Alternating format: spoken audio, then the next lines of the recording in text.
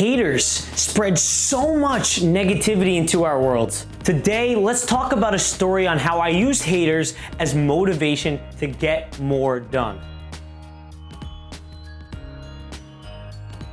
So, as most of you know, I've been here on YouTube for about a year and a half. I have almost 400 videos at the time of me recording this. All of my friends and family know that I'm super passionate about this and self-improvement and helping other people overcome the problems that they face in their life. So the other day, I was talking to my friend John. Now, John is one of my close friends. We're in the same mastermind group, and we talk about how we can improve our businesses. We were just chatting back and forth about my YouTube channel, the state of it, and my Instagram. And he mentioned that one of our other friends, Rob, had told him a few weeks back that he thinks I'm completely wasting my time with this. And it wasn't only that, it was also multiple of other friends that I actually care about and I call my close friends. They all think that what I'm doing on YouTube and Instagram is a complete waste. They do not believe in me and they think that I should give up. Now, being that these people are my close friends, I care about their opinion. Right away, I felt hurt and betrayed. These are the people that I share some life secrets with, people that I choose to spend my free time with. And all they're doing out here is talking poorly about me behind my back. They have zero faith in me and what I can do. It really put my life into perspective. I feel like I had lost trust in these people that I'm so open and honest with most of the time. And if any of you know me, I care about trust more than anything else, especially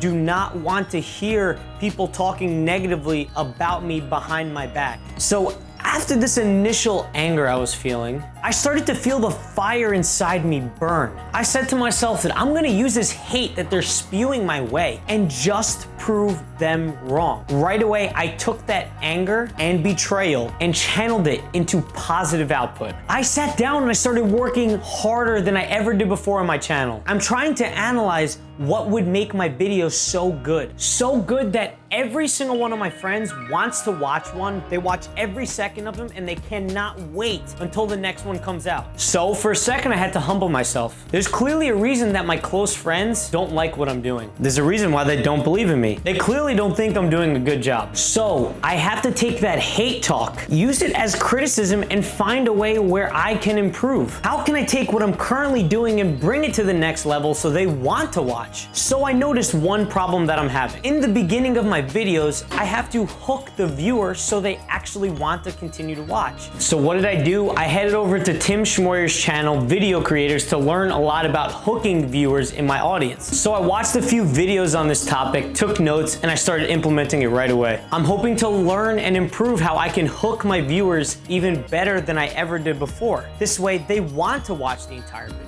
After all, that's all I want. I put so much time and effort into this channel so I can make videos for you guys that you all enjoy to watch. And I want you to watch them and I want you to enjoy them because each one holds a lesson for you all that I had to learn the hard way. And I hope it saves you time. So what's the takeaway I want you to have from this video? I want you to first feel that anger that you might have from your haters. When you feel a negative emotion, it's trying to tell you something. So what you have to do is separate that negative emotion from what you're actually thinking. The way I usually do this is by writing out my thoughts.